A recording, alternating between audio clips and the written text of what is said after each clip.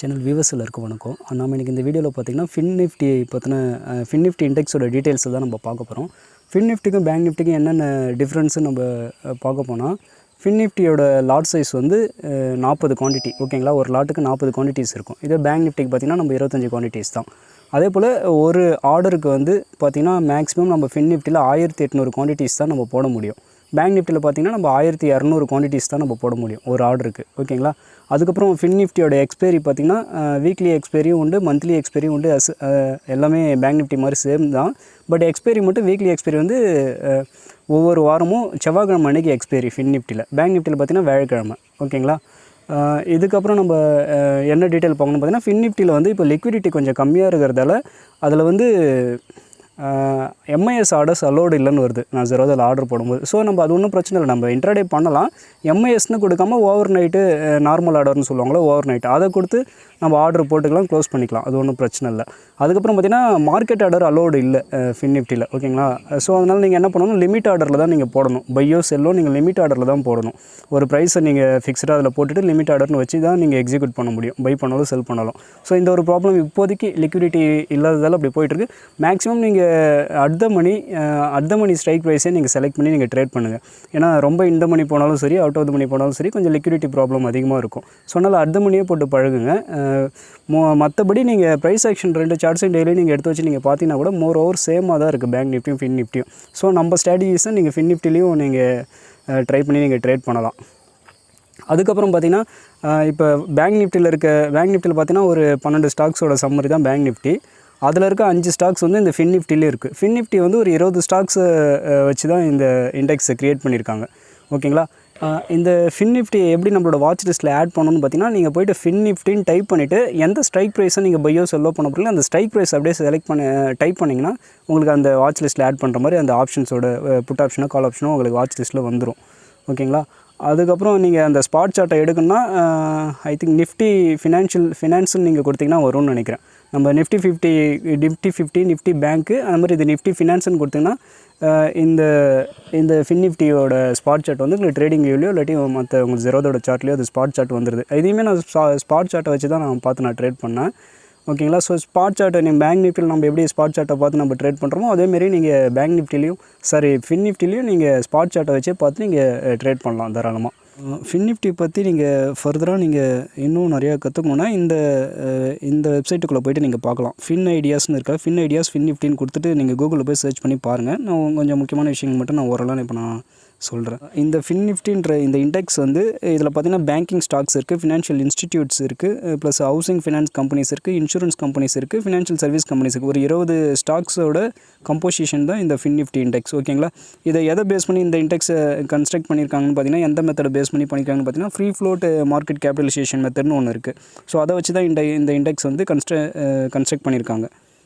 இந்த FINNIFTYயில் இருக்கக்கூடிய ஸ்டாக்ஸ் இதுதான். HDFC பேங்க்கு HDFC இருக்குது. இதுக்கு வந்து மேக்ஸிமம் வெயிட்டேஜ் பார்த்திங்கன்னா 27%, 17% ஃபஸ்ட்டில் HDFC பேங்க்கு HDFC தான் இருக்குது. அதுக்கப்புறம் ICICI பேங்க்கு இருக்குது, அதுக்கப்புறம் கோட்டாக் பேங்க் இருக்குது, ஆக்சிஸ் பேங்க் இருக்குது. இதில் தான் இந்த 20 கம்பெனிஸ் பார்த்திங்கன்னா இந்த FINNIFTYயில் இருக்குது, ஓகேங்களா.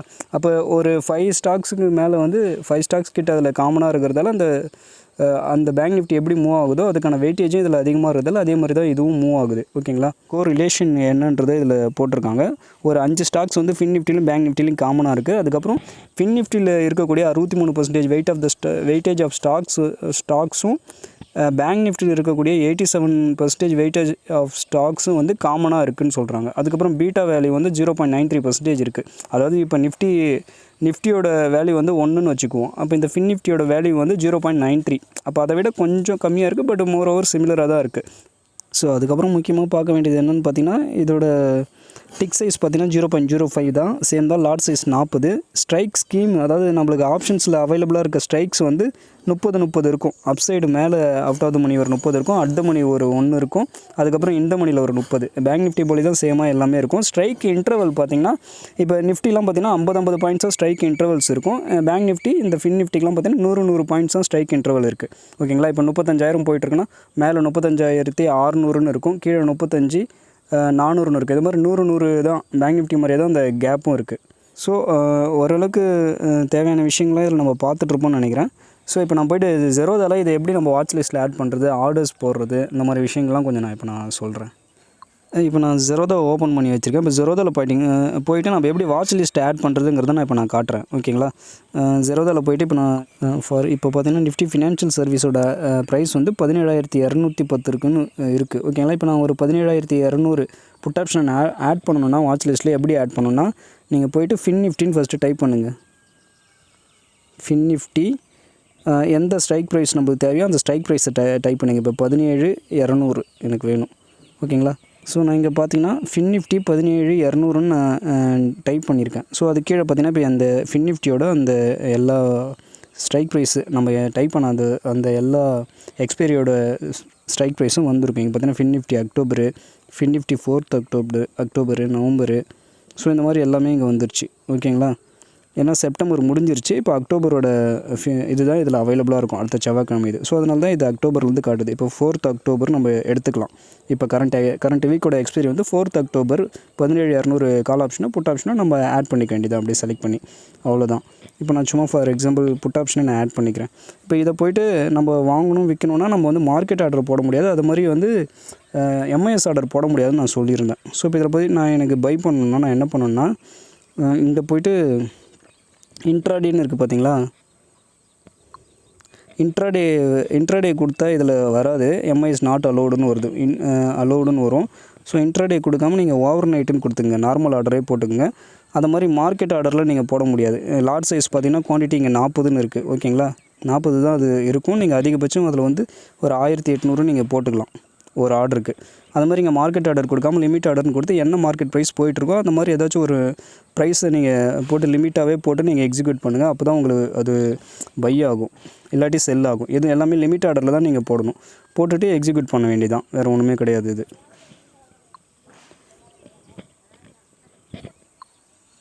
ஸோ இப்போ நான் பார்த்தீங்கன்னா பேங்க் நிஃப்டியோட சார்ட்டு நான் எடுத்து வச்சுருக்கேன், ஸ்பாட் சார்ட்டு. ஓகேங்களா? ட்ரேடிங் வியூவில் இதில் என்னென்ன ஸ்ட்ராட்டஜி வந்திருக்கு, கோர்ஸ் ஸ்ட்ராட்டஜி படித்தவங்களுக்கு தெரிஞ்சிருக்கும்.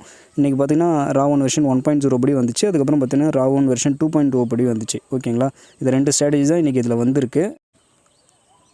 இந்த சார்ட்டை பார்க்குறவங்களுக்கு ஸ்ட்ராட்டஜி கற்றுக்கிட்டவங்களுக்கு ஒரு டவுட் வர்றதுக்கான வாய்ப்பு இருக்கும். ஏன்னா இது வந்து பார்த்திங்கன்னா ஃபஸ்ட்டு நம்ம எடுத்த ட்ரேட் வந்து ராவன் வெர்ஷன் 1.0 படி எடுத்திருக்கோம். ஓகேங்களா? அது கரெக்டு தான். அந்த ஸ்விங் ஹைக்கு மேலே நான் ஒரு கோடு போட்டுக்கிறேன். ஓகேங்களா? அடுத்து பார்த்திங்கன்னா இந்த இடத்துல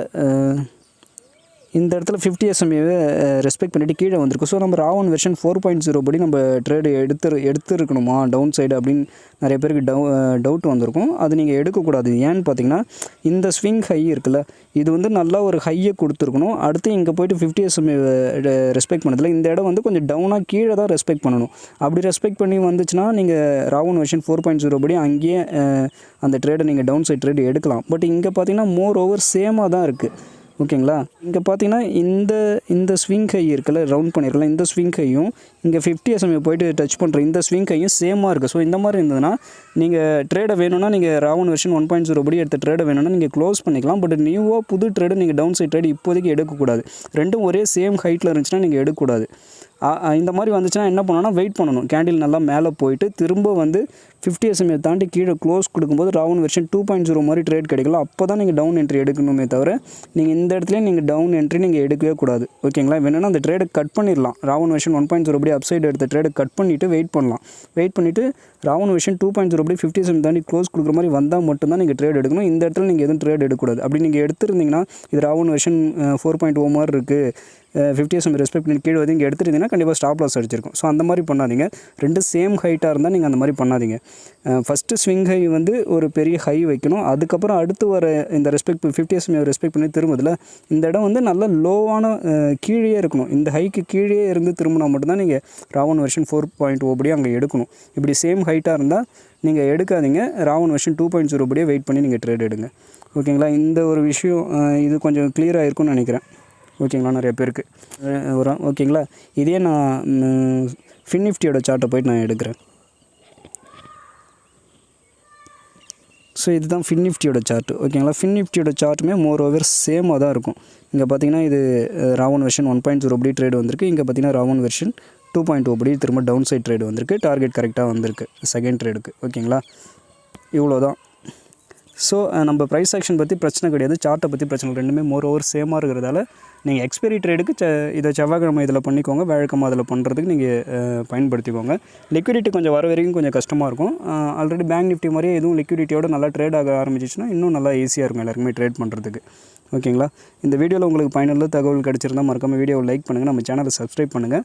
கோர்ஸ் ஜாயின் பண்ணணும்னு நினைக்கிறவங்க இந்த மந்த்து 30 வரைக்கும் நான் ஆஃபர் கொடுத்துருப்பேன், டிஸ்கவுண்ட் ஆஃபர் விஜயதசமிக்காக. ஸோ கோர்ஸ் ஜாயின் பண்ணணுங்கிறவங்க ஆப் மூலிமா போய்ட்டு கோர்ஸை ஜாயின் பண்ணிக்கோங்க. ஆப்போட லிங்க்கு ப்ளஸ் கோர்ஸோட லிங்க்கெல்லாம் நான் கீழே டிஸ்கிரிப்ஷனில் தரேன். மீண்டும் நாளைக்கு பார்த்தீங்கன்னா அடுத்த வீடியோவில் நான் பேங்க் நிஃப்டிக்கு ஆப்ஷன் பையிங்க்கான ரிஸ்க் மேனேஜ்மெண்ட் அண்ட் ட்ரேடிங் சைக்காலஜிலாம், ரிஸ்க் மேனேஜ்மெண்ட் எப்படி பண்ணுறது, எப்படி குவான்டிட்டிஸ்லாம் வாங்கணும், அதுக்கப்புறம் அதுக்கான ட்ரேடிங் சைக்காலஜிலாம் எப்படி இருக்கணுன்றதை நாளைக்கு நான் அடுத்த வீடியோவில் நான் போடுறேன். ஓகேங்களா? தேங்க்யூ.